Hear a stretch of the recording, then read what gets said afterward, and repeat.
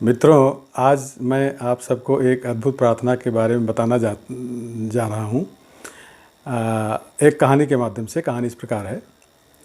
एक व्यक्ति जो मृत्यु के करीब था, मृत्यु से पहले अपने बेटे को चांदी के सिक्कों से भरा थैला देता है और बताता है कि जब भी इस थैले से चांदी के सिक्के खत्म हो जाएं, तो मैं तुम्हें एक प्रार्थना बताता हूँ, उसे दोहराने से चांदी के सिक्के फिर से भरने लग जाएंगे। उसने बेटे के कान में 4 शब्दों की प्रार्थना कही और मर गया। बेटा चांदी के सिक्कों से भरा थैला पाकर आनंदित हो उठा और उसे खर्च करने में लग गया। वो थैला इतना बड़ा था कि उसे खर्च करने में कई साल बीत गए। इस बीच वो प्रार्थना भूल गया। जब थैला खत्म होने को आ गया, तब उसे याद आया कि अरे, वो 4 शब्दों की प्रार्थना क्या थी। उसने बहुत याद किया, उसे याद ही नहीं आया। अब वह लोगों से पूछने लगा।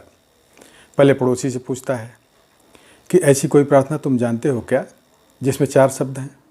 पड़ोसी ने कहा, हाँ, एक 4 शब्दों की प्रार्थना मुझे मालूम है। ईश्वर मेरी मदद करो। उसने सुना और उसे लगा कि ये वे शब्द नहीं हैं, कुछ अलग थे वे शब्द। कुछ सुना होता है तो हमें जाना पहचाना सा लगता है। फिर भी उसने वह शब्द बहुत बार दोहराए, लेकिन चांदी के सिक्के नहीं बढ़े तो बहुत दुखी हुआ। फिर एक ब्राह्मण से मिला। उन्होंने बताया कि ईश्वर तुम महान हो। ये 4 शब्द प्रार्थना हो सकती है, मगर इसके दोहराने से भी थैला नहीं भरा। एक धनिक से मिला। धनिक ने कहा, ईश्वर मुझे धन दो। यह प्रार्थना भी कारगर साबित नहीं हुई। वह बहुत उदास हुआ। उसने सभी से मिलकर देखा, मगर उसे वह प्रार्थना नहीं मिली जो पिताजी ने बताई थी। वह उदास होकर घर में बैठा हुआ था। तभी एक भिक्षु उसके दरवाजे पर आया। उसने कहा, सुबह से कुछ खाया पिया नहीं हूँ, खाने के लिए कुछ हो तो दे दो। उस लड़के ने बचा हुआ खाना भिक्षु को दिया।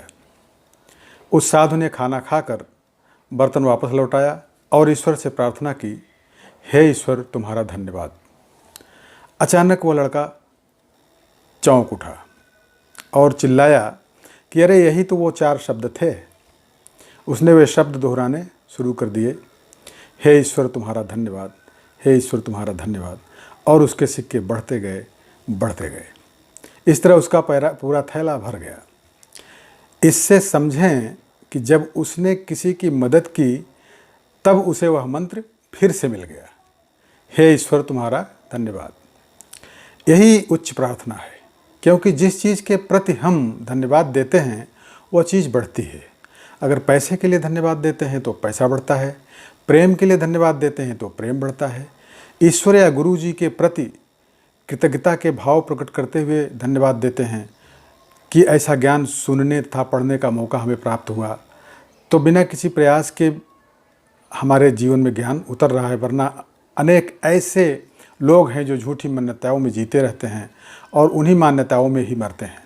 मरते वक्त भी उन्हें सत्य का पता नहीं चलता, उसी अंधेरे में जीते हैं, मरते हैं। मित्रों, इस दी गई कहानी से हम ये समझें कि हे ईश्वर तुम्हारा धन्यवाद, ये 4 शब्द नहीं, प्रार्थना की शक्ति हैं। अगर यह 4 शब्द दोहराना किसी के लिए कठिन है तो इसे 3 शब्दों में भी कह सकते हैं, ईश्वर तुम्हारा धन्यवाद। ये 3 शब्द भी ज़्यादा लग रहे हों तो 2 शब्दों में कहें, ईश्वर धन्यवाद। और 2 शब्द भी ज़्यादा लग रहे हों तो सिर्फ एक ही शब्द कह सकते हैं, धन्यवाद। आइए हम सब मिलकर एक साथ धन्यवाद दें उस ईश्वर को जिसने हमें मनुष्य में जन्म दिया और उसमें दी 2 बातें, पहली सांस का चलना, दूसरी सत्य की प्यास।